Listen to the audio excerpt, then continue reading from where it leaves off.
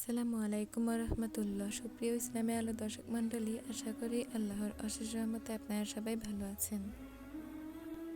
আজকে আমি জানাবো বাঙালি মুসলমানদের ঘরে বরকত আসে না কেন এবং কি কি কারণে, সেই কারণগুলো আজকে জানবো।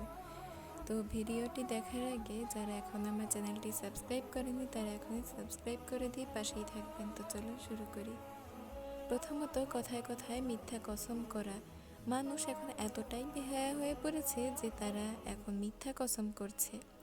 মিথ্যাকে সত্য প্রমাণ করার জন্য তারা কসম কাটছে, যার ফলে তাদের বাড়িতে বরকত প্রবেশ করছে না। এর জন্যে এসব মিথ্যা কসম করা আমাদের থেকে বিরত থাকতেই হবে। দ্বিতীয়ত, অযথা চিন্তাভাবনা করা। এই কাজটা মানুষ সবসময় করছে। বর্তমানে সকল মানুষ এই সকল চিন্তাভাবনা করেই নিজেদের ক্ষতি করছে। এসবের জন্য ঘরে বরকত প্রবেশ করে না। আল্লাহর প্রতি তাওয়াক্কুল করতে হবে। অধিক দুশ্চিন্তা থেকে দূরে সরে আসুন। মনে রাখবেন, দুশ্চিন্তা ও দারিদ্রতা একই সাথেই আসে। তৃতীয়ত হচ্ছে মা বাবার অপমান করা। মানুষ এখন এতটাই খারাপ পর্যায়ে চলে গিয়েছে যে মা বাবার কথা শোনে না, তার ফলে ঘরে বরকত প্রবেশ করে না।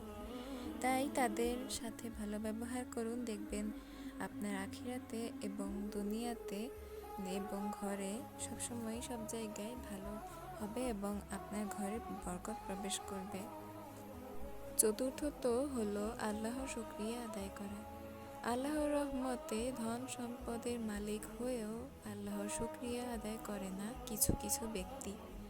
এর ফলে তার সেই সম্পদের উপর কোনো না কোনো বরকত থাকে না, আর না কোনো ঘরে কোনো সেই বরকতে পৌঁছায় বা প্রবেশ করে। তাই শুকরিয়া আদায় করা উচিত।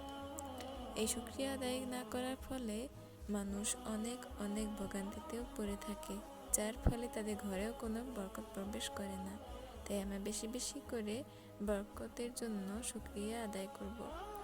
পঞ্চমত হলো দাঁত দিয়ে নখ কাটা।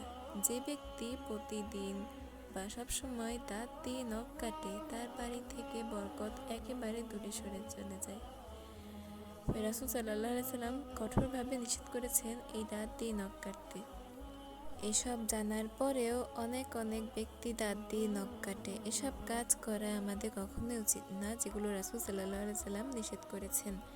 দাঁত দিয়ে নখ কাটা হলো অনেক বড় একটা গুনাহের কাজ। তাই এসব গুনাহ থেকে আমরা বিরত থাকবো ইনশাআল্লাহ।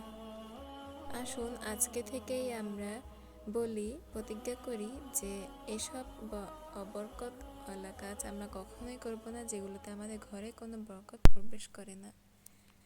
প্রিয় দর্শক, ভিডিওটি কেমন লেগেছে অবশ্যই কমেন্টে জানাবেন। ভালো লাগলে লাইক, কমেন্ট, শেয়ার করে সাবস্ক্রাইব করে দিয়ে আমার সাথেই থাকবেন। সবাইকে বিদায় জানিয়ে এখানে শেষ করছি। আল্লাহ হাফেজ।